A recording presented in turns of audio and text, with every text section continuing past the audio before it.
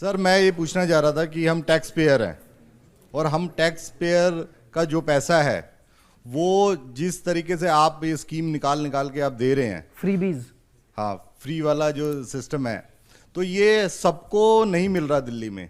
जैसे आपने 200 unit free का आपने सिस्टम बनाया है तो 200 कोई अगर किसी की 500 यूनिट यूज होती है तो उसको बिल में दिखना चाहिए कि 200 यूनिट आपका खत्म हो गया और 300 के आपको पैसे देने हैं। अब उसको पूरे 500 के देने पड़ते हैं। आप समझो जो 200 वाले हैं वो 200 वाले पहले कभी देते ही नहीं थे।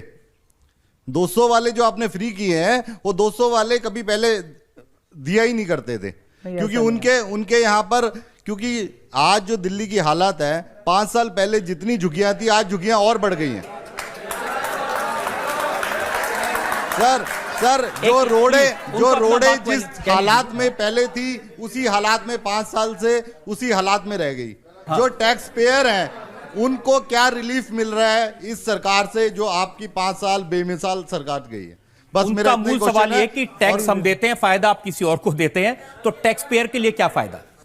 पहली चीज 200 यूनिट सबके लिए फ्री है। अगर आप ग्रेटर कैलाश में रहते हो और अगर आपकी खपत 200 यूनिट से कम है, और ऐसे मेरे पास कई सारे केसेस हैं जहाँ पे मियाँ बीवी रहते हैं, बुजुर्ग हैं और उनकी 200 यूनिट से कम आ रही है लेकिन ग्रेटर कैलाश में बड़ी कोठी में रह रहे हैं, उनकी भी फ्री है, सबकी फ्री है, चाहे अमीर हो चाहे गरीब हो, सबकी फ्री है। 200 यूनिट से ज़्यादा इस्तेमाल करोगे तो आपको फिर सारा लगेगा। तो इसके पीछे एक थोड़ा सी सोच ये भी थी कि लोग बिजली कम इस्तेमाल करें, पावर कम इस्तेमाल करें।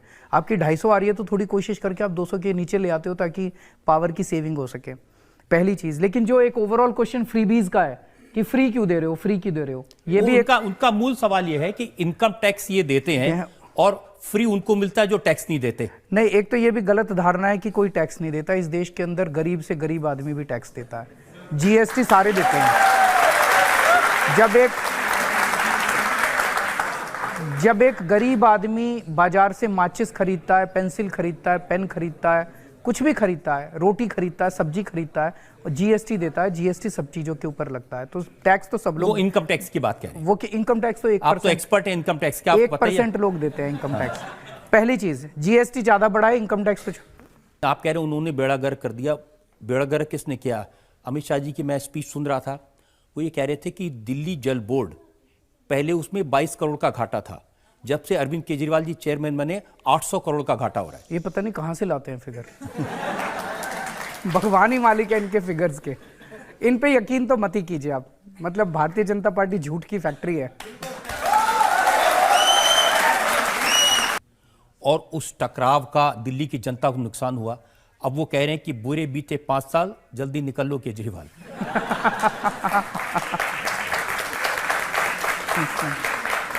जनता बहुत खुश है काम से, दिल्ली सरकार के कामों से। और मैं तो ये कहूँगा जिस तरह का क्रांतिकारी काम शिक्षा के क्षेत्र में, स्कूलों के, अस्पताल के, बिजली के और पानी के, कम से कम 4 क्षेत्रों में जो क्रांतिकारी काम हुआ है 70 साल के भारत के इतिहास में किसी राज्य की सरकार में ऐसा क्रांतिकारी काम आज तक कभी नहीं हुआ। लोग बहुत खुश हैं दिल्ली के। मैं आपको उदाहरण देता हूँ।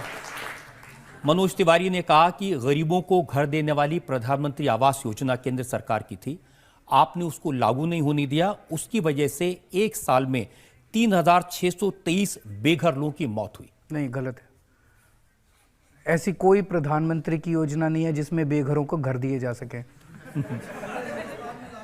वो झूठ बोल रहे हैं। उनकी जो योजना है और हमारी जो योजना है उसके अंदर एक बेसिक डिफरेंस। हमने भी, दिल्ली सरकार की भी एक योजना है झुग्गी वालों को मकान देने की, जो झुग्गी में रहते हैं उन लोगों को मकान देने की।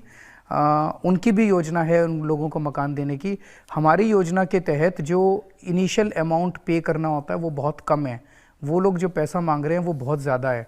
तो हमने ये कहा था कि अगर आप इस पैसे को कम कर दें तो हम आपकी योजना लागू कर देंगे। वो तैयार नहीं हुए तो फिर हम लोगों ने अपनी योजना लागू कर दी। आप कह रहे हैं योजना नहीं है, लेकिन ये योजना की पूरी डिटेल तो उन्होंने दी हुई है, ये एक फॉर्म भी है, ये झुग्गियों में बांट रहे हैं। मकान तो जहां झुग्गी वहां मकान ना, बेघरों का नहीं है।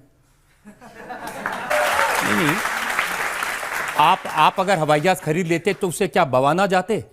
आपके ऊपर दिल्ली में तो हवाई जहाज की जरूरत नहीं है। आपके ऊपर हेलीकॉप्टर लैंड करता, मैं कितना ट्रैफिक में फंस के आया हूं। मैं अपने घर से मेरा हेलीकॉप्टर उड़ता, आपकी छत के ऊपर उतरता। ना तो आपके घर में हेलीकॉप्टर की जगह, ना मेरी छत पे। होम मिनिस्टर अमित शाह ये कह रहे हैं कि अरविंद केजरीवाल और पाकिस्तान के वजीर आजम इमरान खान की भाषा एक जैसी है। जो इमरान खान बोलते हैं वो अरविंद केजरीवाल बोलते हैं, जो केजरीवाल बोलते हैं वो इमरान खान बोलते हैं। वो भी सबूत मांगते हैं, ये भी सबूत मांगते हैं, कुछ भी बोल देते हैं। अब जब कुछ भी चल नहीं रहा उनका दिल्ली के चुनाव में, तो फिर वो इमरान खान को ले आए, पाकिस्तान को ले आए। इसका कोई मतलब नहीं है, उनके पास कुछ मुद्दे नहीं है। नहीं, इमरान खान के मंत्री हैं फवाद खान, उन्होंने कहा कि मोदी जी को हराओ दिल्ली के चुनाव में। मैंने उनको कड़ा जवाब दिया। मैंने उनको कहा कि मोदी जी हमारे देश के प्रधानमंत्री हैं, वो मेरे भी प्रधानमंत्री हैं, और हमारे देश का चुनाव हमारा आंतरिक मामला है। जो देश पूरी दुनिया के अंदर सबसे ज़्यादा आतंकवाद को बढ़ावा देने के लिए प्रसिद्ध है, उससे हमें कोई सलाह नहीं चाहिए, और हमारे आंतरिक मामलों में दखलंदाजी देना बंद करें। वो प्रधानमंत्री तो तब भी थे, आप कह रहे थे उन्होंने पाकिस्तानियों के साथ सेटिंग कर रखी है। तो ये हमारा अंदर का मामला है, वो हमारे देश का मामला है। चुनाव के दौरान वो हमें कुछ भी कहते हैं, हम उनको कुछ भी कहते हैं, लेकिन पाकिस्तान को हमारे चुनाव के दौरान दखलंदाजी देने का कोई अधिकार नहीं। आज अमित शाह जी मुझे कुछ भी कह सकते हैं, मैं अमित शाह जी को कुछ भी कह सकता हूं, मैं मनोज तिवारी को कुछ भी कह सकता हूं। पाकिस्तानी हमारे बीच में कुछ नहीं कह सकता। ये हमारे